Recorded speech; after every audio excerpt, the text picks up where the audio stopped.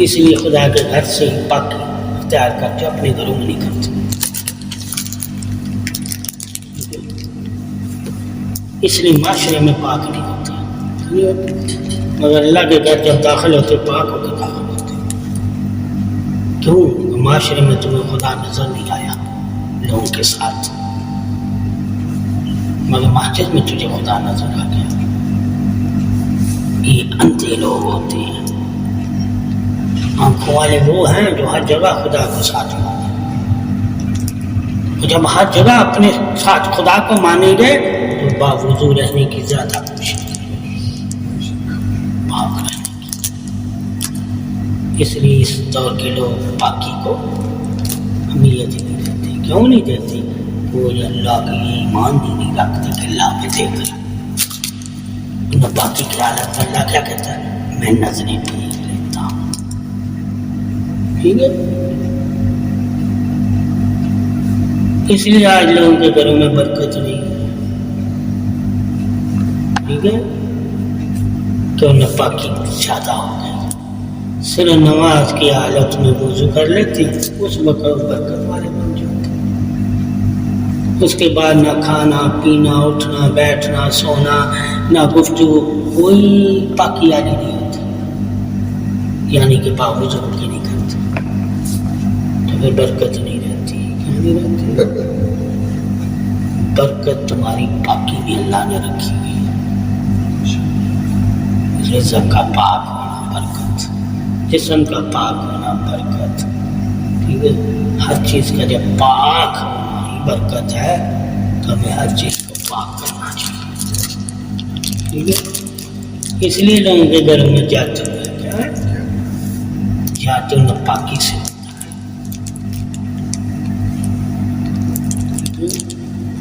پاک جب ہو گئے تو نہ جادو نہیں آتا. کیوں؟ جادو پاکی کو پسند ہی نہیں کرتا، نہ پاکی کو پسند کرتا. اس لیے جب جادوگروں نے جادو سکھایا تو انہوں نے کہا پہلے نہ پاک جسم کرو اپنے،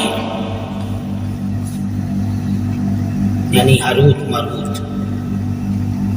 ایسے نہیں ہم تمہیں کلمات سکھائیں گے. ٹھیک ہے. تو اپنے اوپر پیشاب کر لیتے چھٹے پیشاب تو جسم ناپاک ہو جاتا ہے. پھر ان کو کلمات سکھائے جاتے ہیں. ٹھیک ہے. کلمات نوری تھے مگر پڑھنے والا ناپاک تھا، اس لیے ان پہ لعنت سمجھ. اللہ نے ان فرشتوں کو کلمات سکھائے تھے. جب تک وہ فرشتے بھی اللہ کے تابع تھے اللہ ان کو فرشتہ بھیجا تھا. جب انہوں نے بھی اپنی مرضی سے ان اسموں سے کام لینا شروع کیا اللہ نے ان کو الٹا لٹکا کے لعنت کرنا شروع کیا. ثابت ہوا اپنی مرضی سے اللہ کے کلام یا اسموں سے کام مت لیا کرو. ٹھیک ہے. سمجھ گئے. یہ قرآن میں اس لیے حدیث میں اس لیے واقعہ لکھے گئے کہ فرشتے بھی جب اپنی مرضی کرتے ہیں تو اللہ انہیں بھی پکڑ کر دیتا ہے. ٹھیک ہے. اور جب تک وہ اللہ کی مرضی پہ چل رہے تھے اللہ ان کی طریقہ. فرشتہ ہو کے جب مرضی کرے اللہ اسے عذاب دیتا ہے. ہم انسان ہو کے مرضی کریں گے تو ہمیں چھوڑ دے گا.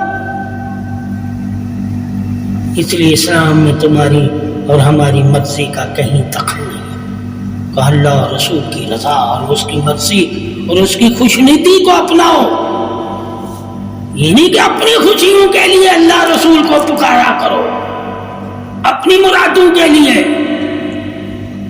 صرف اللہ رسول کو اللہ کے لیے پکارا کرو، اس کی محبت کو، اس میں اپنی محبت کو بھول جایا کرو.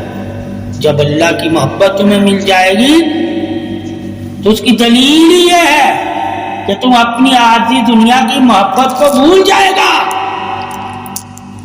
اگر اللہ کی محبت میں تو اللہ کا ذکر کر رہا ہے تو اسے اپنی محبت کیوں مان رہا ہے؟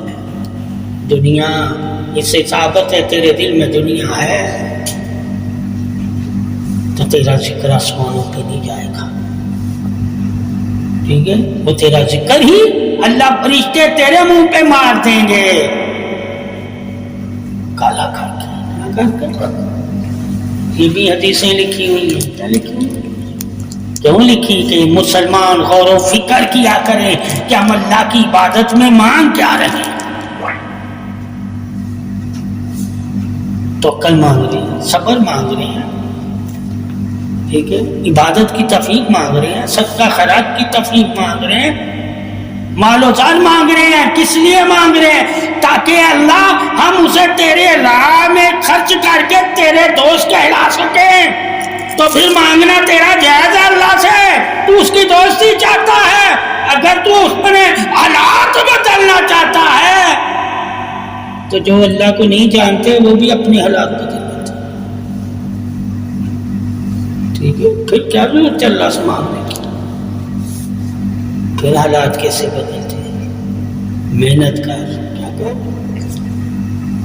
ٹھیک ہے, کسی کو دوست نہ بنانا, اپنے کام کر سکا, ٹھیک ہے, کسی پہ خرچ نہ کرنا, اپنے کام کر سکا. جو تیرے کام آئے اس پہ خرچ کرنا, جو تیرے کام نہ آئے اس پہ مت خرچ کرنا. جب تو یہ مفاد کی دنیا کے مفاد جان جائے گا اور پھر اسی طرح اپنی زندگی کو بڑھائے گا تو تیرے پاس بھی دولت اکٹھی ہونی شروع ہو جائے گی. ٹھیک ہے, تو مومن بھی بننا چاہتا ہے, دنیا دار بھی بننا چاہتا ہے, امیر بھی بننا چاہتا ہے, اپنی چاہتے بھی پوری کرنا. جب اتنی چیزیں تیرے اندر وجود میں ہے تو تیرا مال تو بکھر جائے گا نا. پہلے کسی ایک چیز کو چاہ, جب اس پہ مکمل گرفت ہو جائے تو دوسری کو چاہنے شروع ہو جانا. تجھے کو توڑ نہیں سکے گا. تو ٹوٹا ہوا ہے اور چاہت اپنی جڑیت کی طرح رکھ رہا ہے, طاقت والے کی طرح, کہ میں وہ بھی حاصل کر لوں, میں وہ بھی حاصل کر. پہلے اپنی زندگی جو ٹوٹی ہوئی ہے اسے تو جوڑ, جو بکھری ہوئی ہے تیری سوچیں اسے تو اکٹھا کر. جب تیرے گمان و خیال یکسوئی اختیار کر لیں گے, ایک طرف ہو جائیں گے, تو پھر اس طرف چل کے کامیاب ہو جانا. پھر سایہ بن لوگوں پہ دے دینا. ابھی تو تیرا سایہ بھی تیرے کام نہیں آ رہا, اور تو اپنی سوچ میں لوگوں کی ہمدردی رکھی ہوئی ہے کہ یار میں کسی کا کام ہی نہیں آ سکتا, اس زندگی کو کیا کروں. ارے جب تمہیں معلوم ہو جائے میں کسی کے کام نہیں آ سکتا تو پوچھ اللہ رسول سے کہ میں اس زندگی کا کیا کروں. پھر تجھے علم ہو جائے گا. اللہ رسول سے جب پوچھے گا, اللہ کیا کہتا ہے, رسول کیا, کم لوگوں سے ملنا رکھو, کم دوستی رکھو, کم خرچہ کرو, کم خواہشیں کر لو, پھر تم دوبارہ سے طاقت والے ہو جاؤ گے. میاں روی اختیار کر لو, ٹھیک ہے, تمہارے پاس پیسہ آنے لگ جائے گا. ہر جگہ پیسہ نہیں خرچ کرنا. جہاں تمہارے لیے لازم ہو, گزارا نہیں ہو سکتا, وہاں آدھا خرچ کرنا, پورا بھی نہ کرنا. آدھے سے اپنی زندگی کو اور بہتر بنا لینا. تم تو ادھار لے کبھی خرچ کر دیتے ہو, تو زندگی عذاب بنے گی یا نہیں بنے گی؟ سچ بولو لوگوں کو, اب ہم دینے کے قابل نہیں ہیں. تو جو ایمان والے ہوں گے, سچے ہوں گے, وہ تیری دوستی کو چھوڑے گے. تو جھوٹ سے اپنی دوستی قائم کرنا چاہتا ہے, یعنی کہ لوگوں سے مانگ کر اپنی دوستی کا بھرم رکھنا چاہتا ہے, تو یہ دھوکہ دے رہا ہے. تو اپنے آپ کو بھی, اپنے دوست کو بھی. دھوکے کی وجہ سے تو اور ذلیل ہو جائے گا. ایسی زندگی اللہ نے تمہیں نہیں دی تھی دھوکے والی. اللہ نے تمہیں زندگی بنانے کے لیے دی تھی. رسوائی اور ذلت اور خواری کے لیے نہیں تھی. جب اللہ سے ہم زندگی کے بارے میں پوچھیں گے اللہ ہمیں تو نے زندگی کس وجہ سے دی, اس زندگی کا کیا مقصد تھا, اس زندگی کو میں نے کیسے بنانا تھا, اور اس زندگی سے میں نے کیسے فائدے اٹھانے تھے اور کیسے لوگوں کے کام آنا تھا. تو نے اللہ سے پوچھا کبھی؟ جب تو نے کبھی اللہ سے پوچھا ہی نہیں, اپنی مرضی سے چلتے رہے ہو تو اپنے آپ کو ملامت کرو گے کہ میرے سے ہی غلطیاں ہوتی ہیں. کیا ہوتی ہیں؟ کیونکہ علم تو غلطی سے روکے گا اللہ کا. اب جس نے علم تمہیں دیا اللہ نے کہ یہ علم تمہیں میں کیوں دے رہا ہوں, تاکہ تیری زندگی کو بدلے اور تجھے ایسے کاموں سے روکے جو تیری زندگی کے لیے اور آخرت کی زندگی لیے رسوائی کا سبب بنے. وہ کام چھوڑ دینا جب یہ علم تجھے مل جائے. یہ ایمان کی دولت, یہ قرآن کی دولت, یہ حکمت کی دولت, یہ صحبت کی دولت, یہ تربیت کی دولت, یہ ہنر کی دولت, یہ نظر کی دولت, یہ سماعت کی دولت, یہ عقل کی دولت, یہ جسم کی طاقت کی دولت, یہ ہاتھ پاؤں کی دولت تجھے اللہ نے دی اسی لیے تھی تاکہ تو جان جائے کہ مجھ سے بڑا کوئی دولت والا نہیں ہے. یہ ساری دولتیں اللہ نے مجھے اس لیے دی کہ جو دولتیں ہیں وہ میں حاصل کر سکوں انہی دولتوں کی وجہ سے. ان دولتوں کی زبان کے الفاظ بھی تیرے لیے دولت ہے. تو اسے ضائع نہیں کرنا, اس سے اعتماد پیدا کرنا, اس سے اخلاق پیدا کرنا, اس سے محبت پیدا کرنا, اس سے بھائی چارگی پیدا کرنا, اس سے ہمدردی پیدا کرنا, اس سے شعور پیدا کرنا, اس سے راستے کی پہچان پیدا کرنا, یعنی کہ لوگوں کے لیے اس زبان سے اچھے راستے کی خبریں دینا. یہ زبان کی دولت سے ہی اگر تو مسلمان ہو کر واقف ہو جاتا تو تجھے کبھی کسی سے بھیک مانگنے کی ضرورت نہ پڑتی. سنو زبان کی دولت کیا اللہ نے یہ تمہیں زبان کن فیکون کے لیے دی ہے. جو کہہ دو گے میں لکھ لوں گا, جو کہو گے میں لکھ دوں گا اور تمہاری زندگی میں تمہارے سامنے آئے گا. کیا شان ہے, جیسے تیرے بول ہوں گے ویسے ہی تیری زندگی کے سامنے آ جائے گا. اب ہم نے کمزور بول بولے ہیں تو کمزور بن کے آئیں گے, طاقت والے بول بولے ہیں تو طاقت والے بن کے آئیں گے. تو کیا ہوا, کن فیکون. اے لوگوں, اے مومنو, جو تم اپنی زبان سے کہتے ہو اللہ لکھ دیتا ہے, وہ لکھے ہوئے بول ایک روز تیرے سامنے آئیں گے. اچھا بولا تو اچھا بن کے, برا بولا تو برا ہی بن کے. تو سمجھو زندگی میں میری تو جب میرے بول سامنے آ گئے تو میری زندگی رسوا مجھے کیوں کر رہی ہے. تو تم پھر سب سے پہلے اپنی زبان کو دیکھو گے کہ میں نے زبان سے کوئی ایسے الفاظوں کو ادا تو نہیں کیا کسی کے لیے جو آج وہ میرے لیے سامنے آ رہے ہیں مکافات العمل بن کر. ذکروں سے گندگی دھلتی ہے مگر زبان سے کہے ہوئے الفاظ واپس نہیں آتے نہ دھلتے ہیں, توبہ کرنی پڑتی ہے.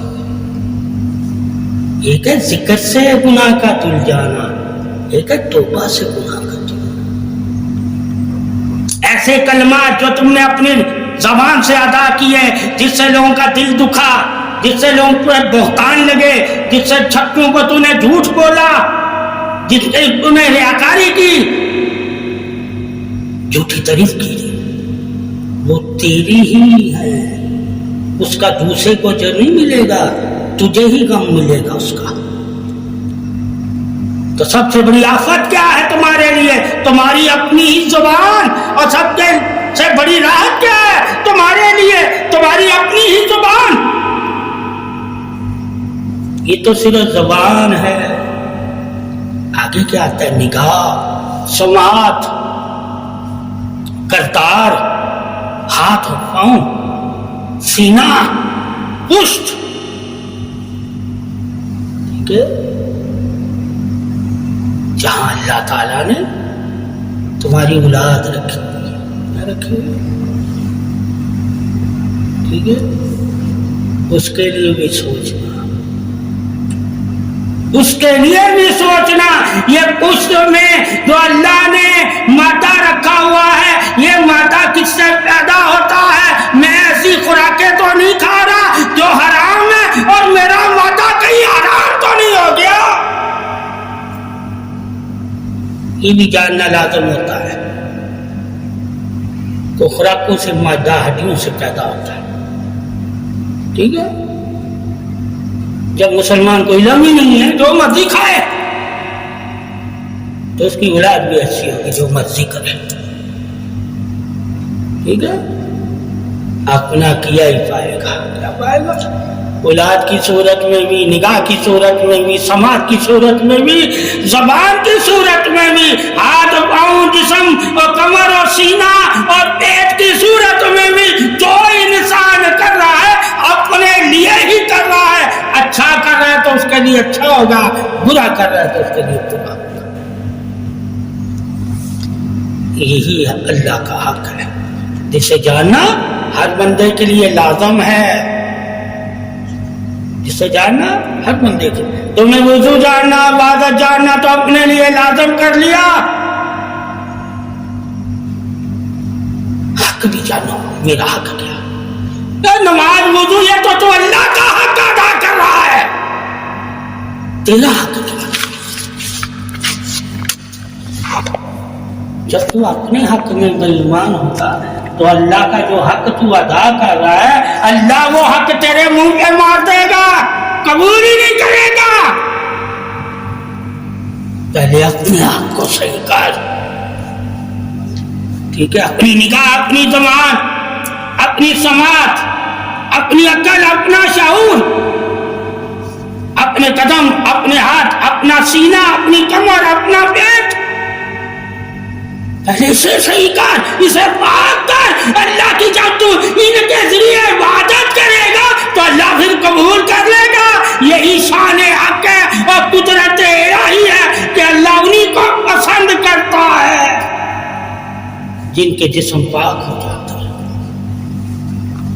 جن کا قلب پاک ہو جاتا ہے، جن کی زبان پاک ہو جاتی ہے، جن کے ہاتھ پاؤں چہرے پاک ہو جاتے ہیں۔ اللہ پھر کیا کہتا؟ ان پاکی والوں کو میں کیا کرتا ہوں؟ میں اپنا نور دیتا ہوں۔ یہ پاکی تو نے کیوں اختیار کرنی ہے؟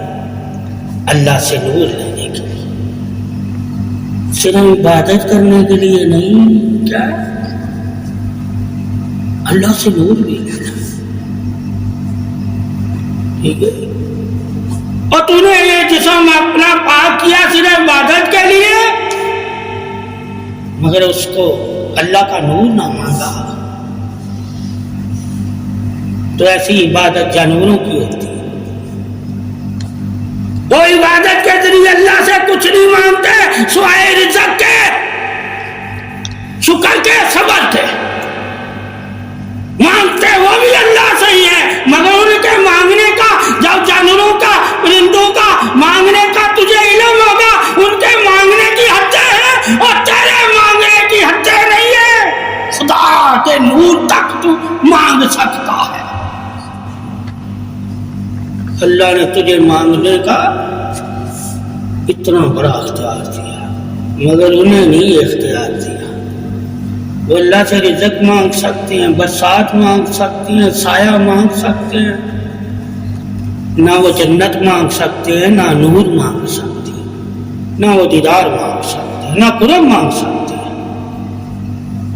اگر تو بھی وہی چیزیں مانگ رہا ہے جو جانور مانگ رہے ہیں تو تم میں اور جانوروں میں کیا فرق؟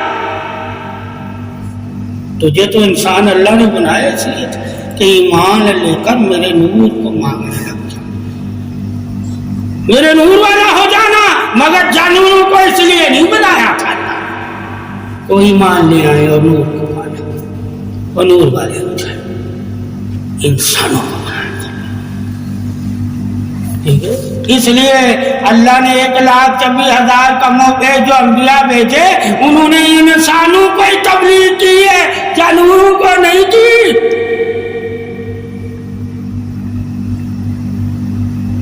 اور تبلیغ کس کی ہے؟ اللہ کی وحدت کی، اللہ کی وحدت کی، جانوروں کو کیوں نہیں کی؟ اللہ نے جانوروں کو درجہ نہیں کو دینا، ٹھیک ہے؟ پتہ چلا جو کہتے ہیں ایک سے بڑھ کر دوسرا افضل نہیں ہے، ان کی جانوروں میں جیسی سوچ ہے، جانوروں میں درجہ بندی نہیں ہوگی، یہاں درجے کی صفحے بنائی جائیں گی، کون زیادہ نور لے کر آیا، کون کم نور تھی، کس کے پاس رائی کے دانے کے برابر ہے اور کس کے پاس احد پہاڑ جیسا نور ہے، یہاں بتا دیا گیا۔ وہاں اللہ نے ان جانوروں کو اپنی تمام مخلوق جو باقی ہے اس سے انعام مال میں نیکیاں بتیاں نہیں لکھی، ٹھیک ہے؟ حساب ان کا بھی ہوگا مگر صرف ان کی لائف کا، ان کے ایمانوں کے مطابق نہیں، ٹھیک ہے؟ ہمارا ایمان اس کے مطابق، انسانوں کے مطابق، ان کا کن کے مطابق اصاب، تم نے ایک جانور پہ دوسرے پہ ظلم کیا، بس اس لیے حق ادا کرو اور مٹی ہو جاؤ، انہیں زندہ بھی نہیں رکھا جائے گا، ٹھیک ہے؟ نہ انہیں جنت دی جائے گا، وہ ہوا میں چلا جائے گا۔ سوچ تیری ہے، ان کا عدل کر دیا جائے، نہ انہیں جنت ملے گی نہ جہنم ملے گی، ہمارے عدل میں اللہ نے جنت اور جہنم رکھی، ٹھیک ہے؟ باقی مخلوق کے نہیں رکھے، مگر حقوق ان کے بھی رکھے، کیا تو ثابت ہوا حقوق تو جانور کے بھی رکھے ہوئے ہیں، ٹھیک ہے؟ انسان کے بھی حقوق رکھے ہوئے، مگر انسان حقوق حق کے لیے ادا کرتا ہے، اللہ کے لیے، وہ انسانوں میں ایمان والا ہے، ایمان کی شرط والا، وہ ویسے اگر انسان ہو کے حقوق ادا کرتا ہے تو وہ اپنے لیے کر رہا ہے کہ مجھے کوئی برا نہ کرے، ہم اس لیے حقوق ادا کرتے ہیں کہ ہمارے ایمانوں کو کوئی برا نہ کہے کہ ایمان والا اللہ رسول والا ہو کے دھوکہ دے رہا ہے، ٹھیک ہے؟ اس لیے ہماری سوچ ان سے افضل ہو جائے گی کہ ہم حقوق بھی اللہ رسول کے لیے ادا کرتے ہیں، ہم پوچھتے ہیں کہ فلاں کا کیا حق ہے تو ہمیں حقوق بتائیں گے کہ تیرے تو کس کس کا حق ہے، وہ حقوق جانتے نہیں ہیں مگر انہیں یہ نہیں پتا کس کس کو دینا ہے، جس کا دل آتا ہے اسے دے دیتے ہیں، ہم دل سے دیتے ہیں مگر اللہ کے لیے، مگر دیتے اسے ہیں جسے اللہ کہہ رہا ہے کہ اس کا حق ہے، وہ سبھی کو دے دیتے ہیں۔ پہلے تمہارے حقوق میں کون حقدار ہے؟ کہا ماں باپ، پھر کون ہے؟ کہا بیوی بچے، ہمیں حقوق کے حق بتائے، وہ حقوق اپنی مرضی سے ادا کرتے ہیں، طاقت ہے تو کرتے ہیں، نہیں ہے تو کہتے ہیں ہم کام نہیں کر سکتے، ٹھیک ہے؟ ہمیں اللہ کے غیب پہ ایمان ہوتا ہے، ہم تو طاقت ہو یا نہ، اللہ کا جب حکم ہم مانیں گے تو اللہ خود طاقت ہمیں دے کے سو پیدا کر دے گا، اس لیے ہم ثواب کو زیادہ اہمیت دیتے ہیں۔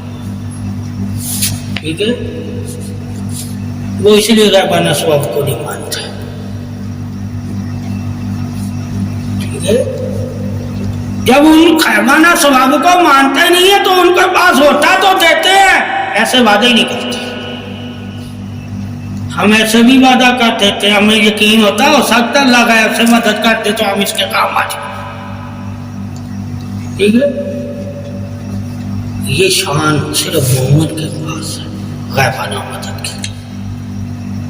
ٹھیک ہے، اس لیے ہم کبھی ہمت نہیں ہارتے. کیا نہیں ہارتے؟ چاہے پاس کچھ بھی نہ ہو. اللہ نے مومن کو ایمان ایسا دیا ہے کہ جس میں وہ ہمت نہیں ہارے گا، یعنی کہ کبھی مانگے گا نہیں، اسے بھروسہ ہوگا.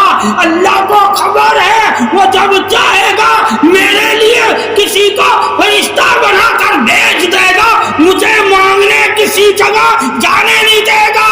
میرے سے اللہ نے وعدہ کیا ہے کہ جب تو مجھ پہ توکل اور یقین رکھ کے میرا ذکر کرتا ہے تو میں تیرا رزق تیرے گلی پہ پہنچا دوں گا. یہ شان ہے اللہ کی ایمان والوں کہ اسے مانگنا نہیں پڑتا. مگر اس زمرے میں آنے کے لیے بندے کے پاس صبر بھی اللہ والوں جیسا ہو، انسانوں جیسا نہیں، جنوں جیسا نہیں، اللہ والوں جیسا. وہ صبر ہم اللہ کے دوستوں والا اپناتے ہی نہیں ہے. جب اللہ کے دوستوں والا ہم نے صبر اپنایا ہی نہیں ہوتا تو اللہ پھر غیب سے ہماری مدد بھی نہیں کرتا. ایمان تو ہوتا ہے، کردار وہ نہیں ہوتا. کیا نہیں ہوتا؟ ایمان تو ہوتا ہے ہمارا کہ اللہ غیب سے مدد کرے، مگر اس کے دوستوں جیسا نہ کردار ہوتا ہے، نہ نگاہ ہوتی ہے، نہ یقین ہوتا ہے، نہ تقویٰ ہوتا ہے، نہ پرہیزگاری ہوتی ہے، نہ سجدے ہوتے ہیں،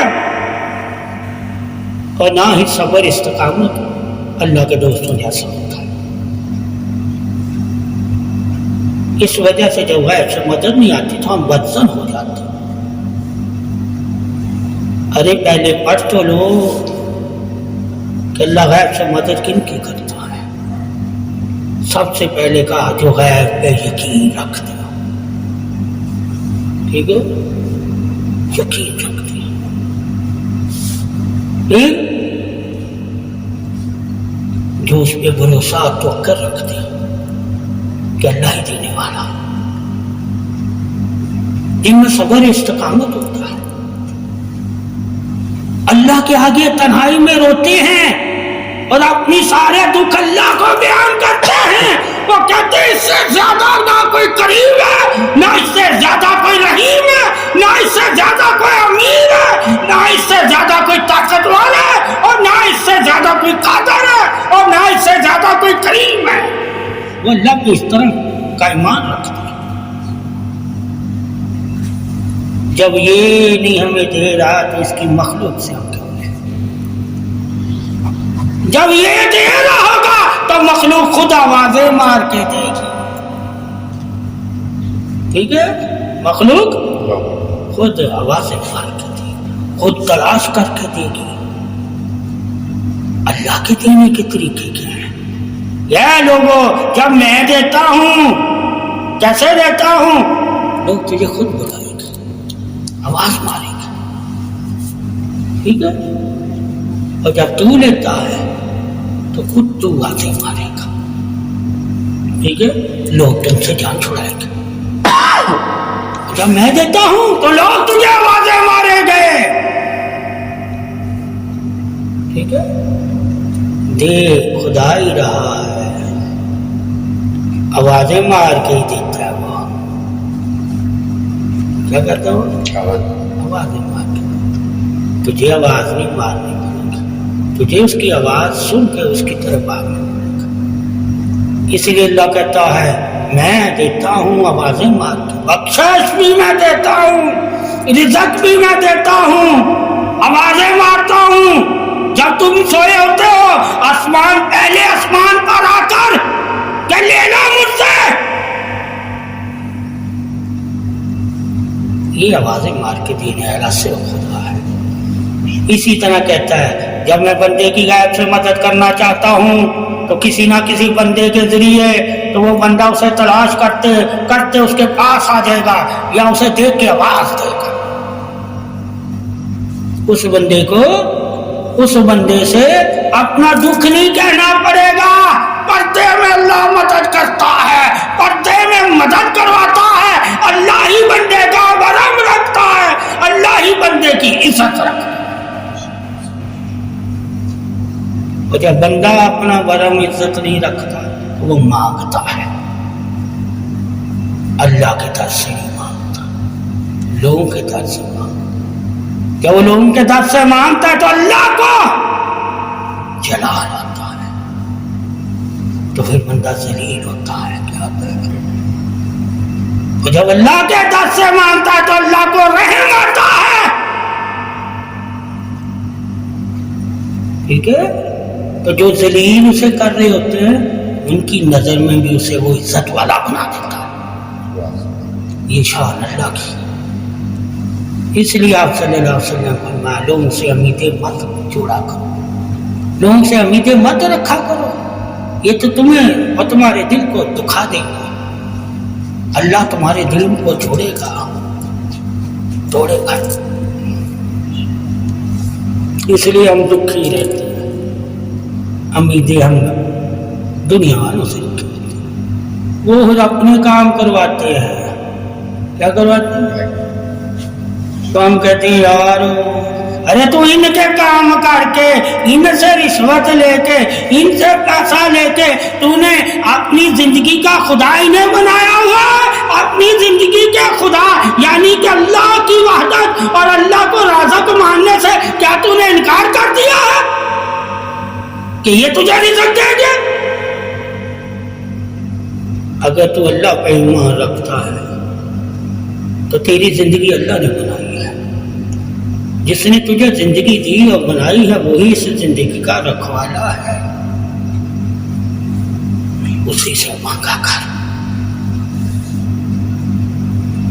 جو تیری زندگی کی حفاظت کرتا ہے، تیری زندگی کی پرورش کا انتظام کیا، جس نے تیری زندگی کے لیے ثواب پیدا کرتا ہے، وہ تجھے محتاج نہیں دیکھنا چاہتا کہ تو کسی اور کا ہو جائے۔ وہ کہتا میرا ہو کے رہنا، میں تجھے لوگوں کی نظر سے گرنے نہیں کبھی دوں گا۔ اگر لوگوں کا ہو جائے گا تو اپنی نظر سے بھی گر جائے گا، اپنی اولاد کی نظر سے بھی گر جائے گا، اپنے بیوی کی نظر سے بھی گر جائے گا، اپنے دوستوں کی نظر سے بھی گر جائے گا۔ یہ دنیا والے تو تجھے نظروں سے گرانے کے لیے تیری مدد کرتے ہیں، اور اللہ تیری مدد کیوں کرتا ہے؟ نظروں میں عزت پانے کے لیے، عزت دینے کے لیے۔ تو دونوں مدد جان جانا، ایک مدد کیوں کر رہا ہے؟ تاکہ میں اس کے آگے سر جھکا کے رہوں، اور ایک مدد کیوں کر رہا ہے؟ تاکہ تو جس کے آگے سر جھکایا اس کے آگے سر اٹھا کے بات کر سکے۔ ٹھیک ہے؟ یہ شان اللہ کی ہے۔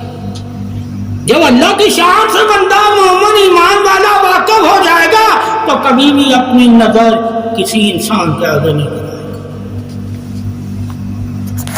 وہ کہے گا اس نظروں میں خدا کا ایمان ہے، میں خدا کی عبادت کرتا ہوں، خدا کا تصور کرتا ہوں، خدا کو دیکھنے کو یعنی کہ اللہ کو دیکھنے کی طلب رکھتا ہوں نگاہوں سے۔ اگر ان نگاہوں میں کوئی اور آ جائے گا تو میرے تصور میں فرق پڑ جائے گا، میرا ایمان کمزور ہو جائے گا۔ اس لیے وہ حضور سے دروں سے نہیں مانگے گا، ڈر کی وجہ سے کہ کہیں میں ایمان میں کمزور نہ ہو جاؤں، اللہ مجھ سے منہ نہ پھیر۔ اس ڈر سے وہ اپنے جیسوں سے مانگنا چھوڑ دے گا۔ اور جب ڈر ہی نہیں ہوگا اللہ کا تو اپنے جیسوں سے مانگے گا۔ اللہ کا جس کے دل میں ڈر ہوگا وہ اپنے جیسوں سے نہیں مانگے گا، کہ وہ جانتا ہے کہ جو میرا ہوگا ہمدرد اسے تو میرے حال کی خبر ہوگی، تو جب اس سے مانگنا پڑے گا تو وہ میرا نہیں ہو سکتا. وہ اپنی عزت کے لیے مجھے دے رہا، مجھے ذلیل کر رہا ہے. اگر میرا ہوتا تو مجھے اس حال میں آنے ہی نہ دیتا، پہلے ہی میرا ہاتھ تھام لیتا. اس نے تو کبھی میرا ہاتھ تھاما ہی نہیں ہے، اور میں اس سے مدد مانگنے جا رہا ہوں. تو اپنی لائف کو وہ سمجھا ہی نہیں ہے. تو جو اپنی لائف کے بارے میں جاننا ہی نہیں ہے وہ اندھا ہے. اندھے لوگ پھر رسوا ہوتے ہیں، کہیں نہ کہیں گر جاتے ہیں. اور جن کو اللہ نے آنکھیں دے دی تھی کامیابی کے راستے پہ چلنے والے لوگوں کو دیکھنے کی، جب وہ آنکھیں مل جاتی ہیں جن کو اللہ نے کامیابی عطا کی اور لوگوں سے انہوں نے اپنی زندگی میں کبھی مانگا نہ دیا ہی، پھر وہ انسان ان کو دیکھ کے فالو کرتا ہے کہ اللہ تو مجھے بھی ان جیسا بنا دے، ان جیسوں میں شامل کر لے اور ان جیسی دوستی عطا کر دے. سمجھو اس کی آنکھیں کھل گئی. وہ انعام والوں کو دیکھ کے اپنی زندگی کو بدل لے گا. اور جب ہم ان کی زندگی کو دیکھ کے اپنی زندگی نہ بدلے تو ہم اندھے. اس لیے اللہ نے 1,24,000 کم و بیش انبیاء بنائے تاکہ کسی انبیاء کی زندگی دیکھ لینا کہ کبھی انہیں مانگتا نظر نہیں تمہیں پاؤ گے، وہ دیتے ہی رہے ہیں دھوکے بازوں کو بھی. تو جن کو فالو کر رہے ہو، جن کو اللہ کہہ رہا فالو کرو، پھر دینے والے ہو جاؤ گے جب انہیں فالو کرو گے. وہ اپنی روٹی سے بھی آدھا دوسرے کو دے دیتے تھے. ان کی زندگی کی تباہ کرو،